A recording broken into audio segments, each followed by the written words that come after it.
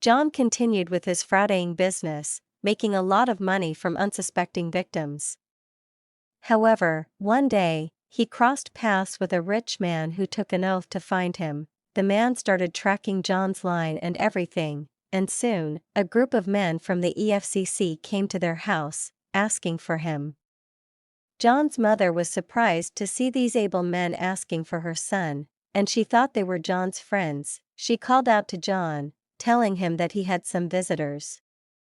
John came out of his bedroom, expecting to see his friends, but to his surprise, it was the EFCC who had come to arrest him. They asked him many questions, and John tried to deny the allegations. However, they asked him to bring his phone.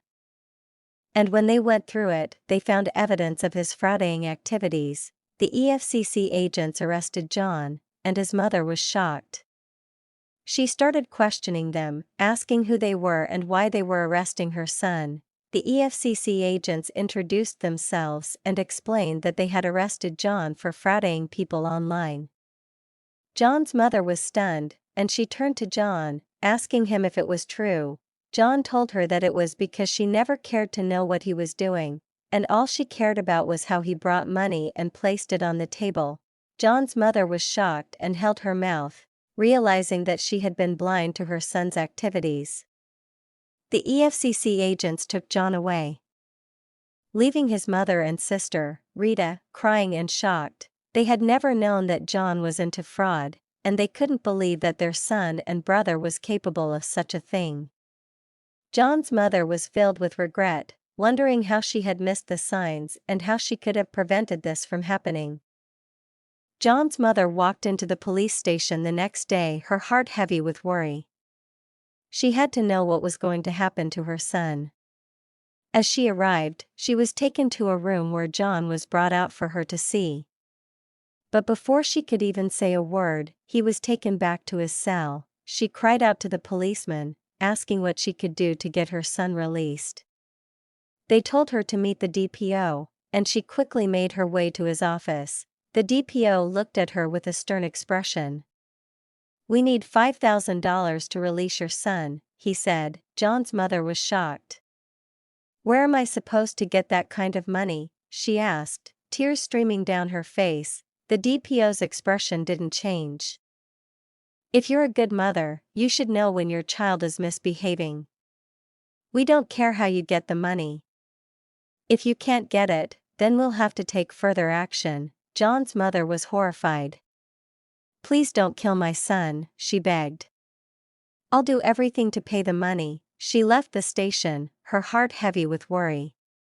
When she got home, Rita rushed to her, asking how it had gone. "The DPO wants $5,000 to release John," she said, tears streaming down her face. Rita's eyes widened in shock.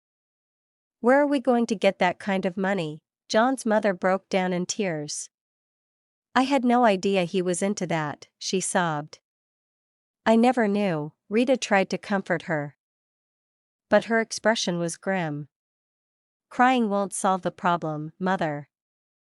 It's time for us to pay back what we've been enjoying for so long." John's mother continued to cry, asking God to forgive her and touch the hearts of the people holding her son. But Rita just shook her head. "God can't help us now, Mother. It's money that can solve this problem." After a short while, Rita came up with an idea. "Mother, I think we should sell John's car and sell this house in order to release him from this station," she said. Her mother was surprised. "Sell what?" "If we sell this house, where are we going to live?" she asked. Rita's expression was determined. "I don't care where we're going to live. What matters now is for John to come out of that station. If we lose John, remember, we've already lost Michael, and who knows where he is now. And John is about to be hanged to death by the police. The only way for us to get that money right now is to sell the car and the house." Her mother sat down quietly for a long time, weighing her options. Then she spoke up. "Okay, if that's the solution, then I have no choice. I don't want to lose my two sons at the same time." They made their way to the market and wrote "for sale" on John's car. After 1 week, they sold the car for $1,000. With the car sold, they also put their house up for sale. They told the real estate agent to look for a buyer and to let them know as soon as possible. The agent nodded and took pictures of the house. "I'll do my best to find a buyer," he said. Rita and her mother waited anxiously, hoping that they would be able to sell the house quickly and raise the remaining money needed to bail John out of jail. Days turned into weeks, and they were starting to get worried that they wouldn't be able to find a buyer. But then, one day, the agent called them with some good news. "I have a buyer who's interested in your house," he said. "He is willing to pay a good price for it." Rita and her mother exchanged a hopeful glance. Maybe, just maybe, they would be able to get John out of jail after all. The agent and the buyer dropped into John's compound and was surprised to see the house. "It looks like I know this place," he said to the agent. "Are you sure these people want to sell this house?" The agent nodded. "Yes, they want to sell the house." "Okay, let's go inside," he said. As they entered the house, John's mother and sister, Rita, came out and were shocked to see buyer. They held their mouths and were speechless. Rita finally spoke up. Are you not Michael, my brother?" she asked. Michael was surprised. "I never knew that you people were still living in this house. Talk more of selling it," he said. John's mother looked at him with tears in her eyes. "Oh, Michael, my son," she said. "You've become so rich to the extent of buying properties, especially houses. I'm sorry. Please try to forgive me." She fell to the floor and fainted, and Michael rushed to her side. Rita and Michael brought water and a fan, and poured water on her face to wake her up. After a short while, she woke up and started asking Michael for forgiveness. She explained to him how John had been arrested for fraud and how they were being told to pay $5,000 for him to be released. Michael was shocked and angry. "John, my brother, was a fraud guy?" he asked. Both John's mother and sister broke down in tears. Michael asked them which station John was being held at. And they told him. Michael angrily left them and went straight to the station. He paid the bill and set his brother free. Immediately Michael released John from the station. He went straight to his house. When he arrived, he asked his mother and sister who had come to the station to release him. His mother and sister told him everything that had happened, including how they had been forced to sell their house to pay for his bail. John was shocked and broken-hearted.